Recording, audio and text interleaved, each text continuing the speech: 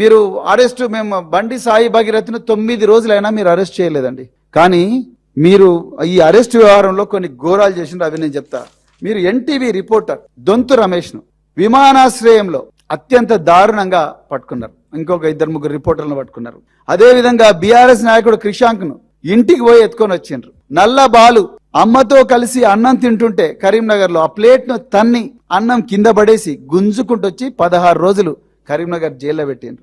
రేవతి అనే ఒక జర్నలిస్టు, తన్వి యాదవ్ అని ఇంకొక అమ్మాయి, వీళ్ళిద్దరిని కూడా రాత్రి 2 గంటలకు అరెస్ట్ చేసి జైలుకు పంపించిండ్రు. వాళ్ళు చెప్పిన నేరం ఏంటి? ప్రభుత్వంలో కరెంటు సరఫరా సరిగా లేదని చెప్తే మీరు వాళ్ళను అరెస్ట్ చేశారు. లగచర్ల రైతులు రాత్రి 2 గంటలకు ఆ ఊరి మీద పడి మగవాళ్ళందరినీ కూడా ఎత్తుకొని పోయినరు. అమ్మాయిలందరూ కూడా పక్కన ఉండే పొలాల్లో పోయి తలదాచుకున్నారు. ఇది మీరు చేస్తున్న సత్యన్యాయం. మరి ఆ విషయంలో ఇంత స్పీడ్ గా యాక్ట్ చేసిన, ఇమీడియట్ గా యాక్ట్ చేసిన అంటున్నారు కదా రేవంత్ రెడ్డి గారు. మరి ఈ విషయంలో బండి సాయి భగీరథ్ గత 9 రోజులుగా ఎందుకు దొరకడం లేదు పోలీసు వాళ్ళకు? మీరు ఇలా అంటున్నారు. నిన్న అన్నారు, ఏమన్నారు? నేను హోంమంత్రి సంజయ్ గారికి చెప్తున్నా తీసుకురావాలన్నారు.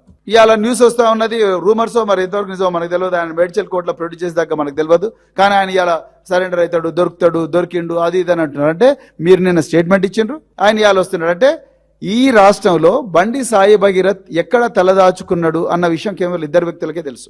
ఒకటి బండి సంజయ్ గారు, రెండోది రేవంత్ రెడ్డి గారు. వీళ్ళిద్దరికే తెలుసు, ఇంకెవరికి తెలియదు. అంతే కదా. మరి దీంట్లో ఇంకా వేరే ఆలోచన ఏముంటది మీరు చెప్పండి.